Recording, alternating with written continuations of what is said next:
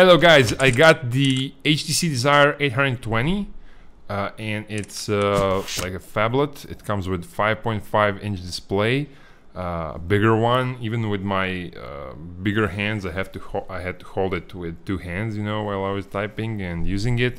It's a competitor to Galaxy A7 or LG G3. So if you like bigger displays on smartphones, check this review. Desire 820 has a special kind of plastic that previously only Nokia Lumia models have. What I mean by that is that the color is mixed with the material when it's produced. So if you scratch it, you won't see the scratch, so obviously, because you won't scratch the color. And in hands, it feels kind of soft. It just has a special kind of touch.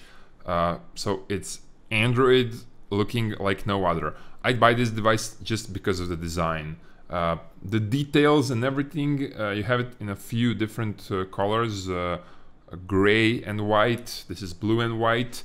All the details and everything, it looks astonishing. The build quality is also pretty good. If it drops, maybe it'll scratch, but it won't break. I wouldn't say it breaks easily. It's very firmly made and it's pretty thin in profile, relatively thin edges around the display. You'll have to use it in two hands because it's bigger. I have bigger hands, but still I had to type with two hands. You cannot hold this device with one hand. And ergonomically, I miss the physical key or virtual keys divided from the display, like on Samsung, like on Apple, but you won't get that on LG. LG has a thinner edge below the display. Still, I got used to it, and what I love are these keys on the side. They're very precise, they're easy to use, so ergonomics is solid. Now the display is 5.5-inch Full HD resolution, 1080p, and it's like 441 ppi pixel density, which is really good. And the colors, viewing angles and everything, they're really nice. This is a very nice display. You won't be sorry with this display if you buy this phone. This is really good experience. When you go outdoors in direct sunlight, Samsung Galaxy A7 will be better. It has a brightness automatic sensor and it's usable outdoors, but it's not as good as Samsung Galaxy AMOLED, Super AMOLED screens. And if you use the keyboard, I love the keyboard, although keys look a little bit narrow, but they're not narrow. They're pretty precise, you know. With my bigger hands, I wasn't mistyping. You have comma, you have point on the first screen. You don't get numbers on top, which you could. You get it on LG and Samsung, not here. But keyboard is very responsive and I didn't mistype. Now the Android here is not the newest Lollipop. This is KitKat 4.4, and honestly I miss the Lollipop. I hope Lollipop will come on this Desire 820, but I don't know when. If it does, it'll be a big plus because I saw it on HTC M9, HTC One M9. The usability is a bit improved compared to KitKat on HTC Sense UI, which aesthetically looks very appealing. Everything looks nice, but this upper dashboard could have been made a little bit better. It's made better on Lollipop, but you get all you need, and it works pretty fast. Just to see how fast it is, to check the Antutu benchmark, what's it like to play games on this device, check my other video that I recorded to see how fast Desire 820 is. And I'll say it has an 8 megapixel front camera for selfies, which is pretty much, and it has a 13 megapixel camera on the rear.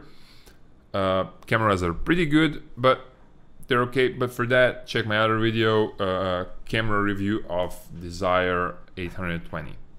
I'll show you the speaker. Now this is a great plus if you're into listening music on your smartphone, if you're into watching YouTubes. There is no device like this one, except maybe HTC One M9, which is more expensive, but you get two front boom sound speakers. They have a rich sound, very nice sound quality, they're loud enough, so again, a great plus.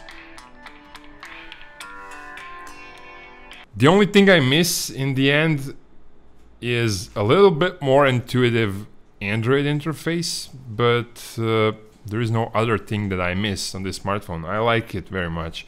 I love this beautiful design, the way it's built, it's thin.